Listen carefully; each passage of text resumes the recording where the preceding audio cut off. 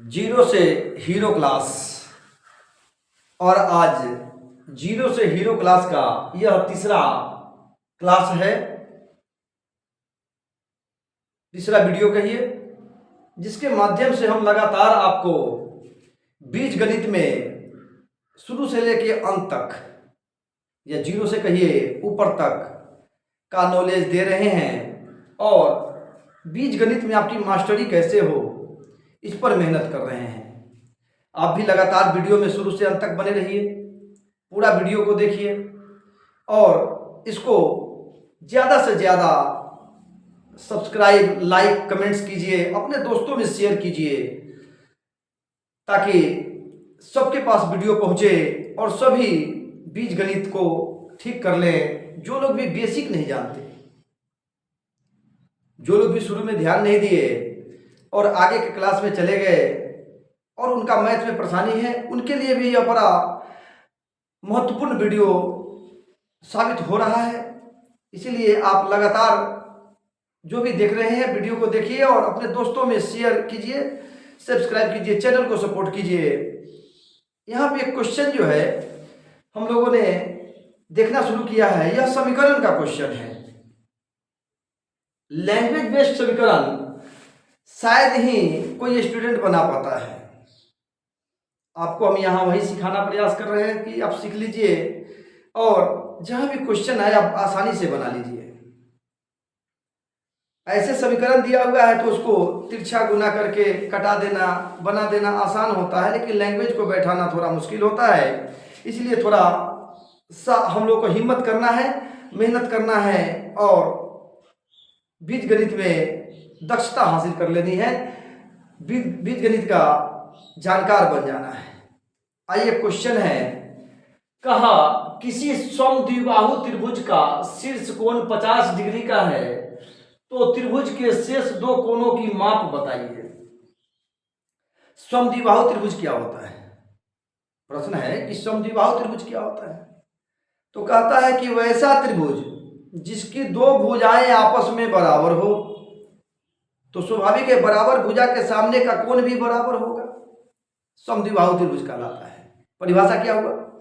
तो वैसा त्रिभुज जिसकी दो भुजाएं आपस में बराबर हो समद्विबाहु त्रिभुज कहलाता है। आइए फिगर बनाते हैं।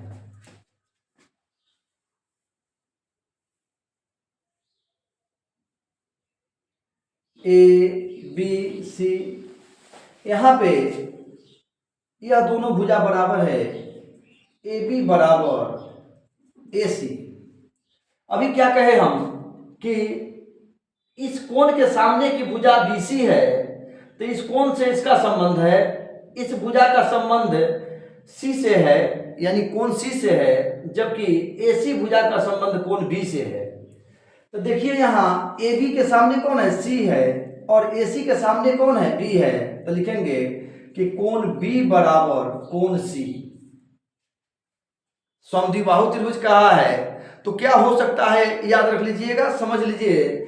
कहा था कि जो भी कोण होगा उसके सामने की भुजा उससे संबंधित होगी, तो ये दोनों बराबर है तो ये दोनों कोणवा क्या हो जाएगा? बराबर हो जाएगा।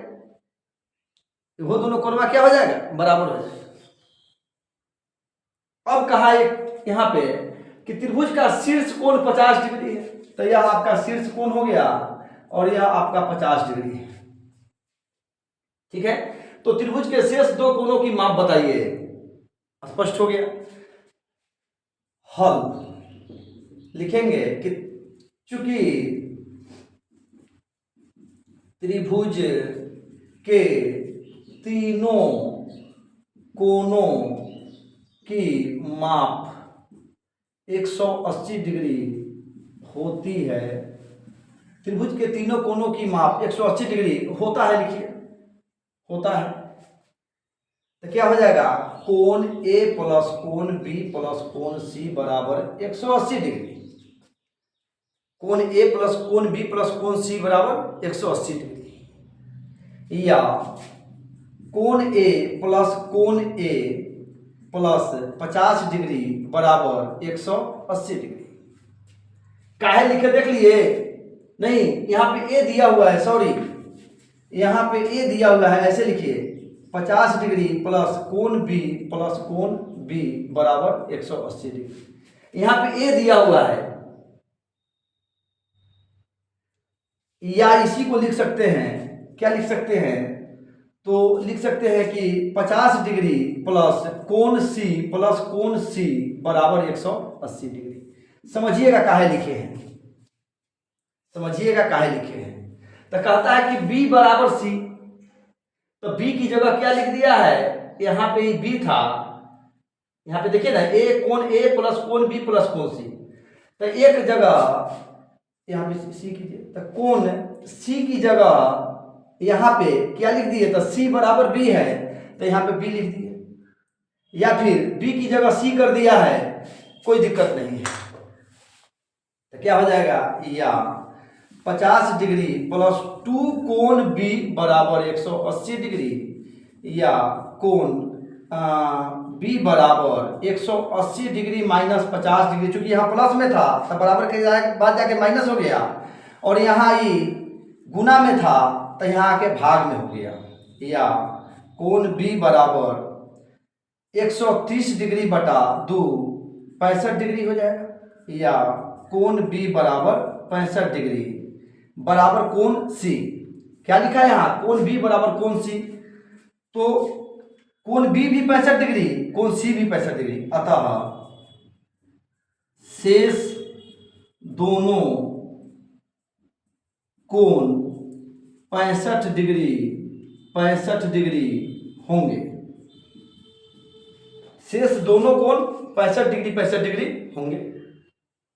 यहां पे भी निकालते थे, क्या हो जाता, 2c हो जाता, तो c निकाल लेते, c बराबर b है, वहां भी वही कहानी होना था। आपका बनाना अपने हाथ में है, कैसे बनाएंगे आप, आपका बनाना अपने हाथ में है, कैसे बनाएंगे।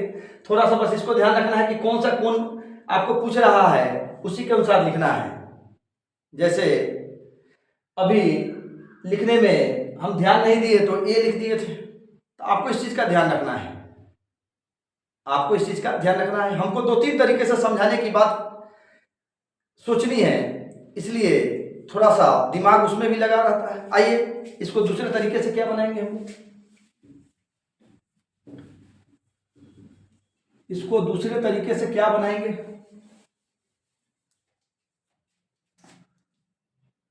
क्या लिखा कि त्रिभुज के तीनों कोणों की माप 180 डिग्री है तथा त्रिभुज समद्विबाहु है, समद्विबाहु है, अतः ए बी बराबर बी सी बराबर x माना तथा कोण b बराबर कोण c बराबर x डिग्री माना। ध्यान दीजिएगा, हमको इसकी जरूरत नहीं है, लेकिन स्पष्ट कर रहे हैं आपका हम स्पष्ट कर रहे हैं, इसकी जरूरत हमें नहीं है। यहाँ सिर्फ लिखना था कि माना कोण b बराबर कोण c बराबर x डिग्री।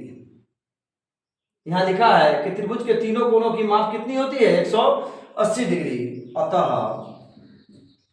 कोण a प्लस कोण b प्लस कोण c बराबर 180 डिग्री, या 50 डिग्री प्लस x डिग्री बराबर 180 डिग्री, या 2x डिग्री बराबर 180 डिग्री माइनस 50 डिग्री, या x डिग्री बराबर हो जाएगा आपका 130 डिग्री बटा 2, या x डिग्री बराबर हो जाएगा 65 डिग्री। आगे उतना ही, अतः शेष दो कोण 65 डिग्री एवं 65 डिग्री होंगे। शेष दो कोण क्या होंगे, 65 डिग्री होंगे। तो इस तरह से आप आसानी से इसको बना सकते हैं, आपका जैसे मन करे उस तरह से बना लीजिए। आइए एक क्वेश्चन और इसमें देखें हम, उसके बाद में फिर अगले वीडियो में इसी टाइप का धीरे धीरे बड़ा क्वेश्चन करेंगे, भारी क्वेश्चन करेंगे। यह सब तो आसान क्वेश्चन है, धीरे धीरे इसको भारी करते चलेंगे। आइए क्वेश्चन लिख रहे हैं और क्वेश्चन है आपका 4x माइनस 1/3 बराबर 1/3 प्लस x हल करें।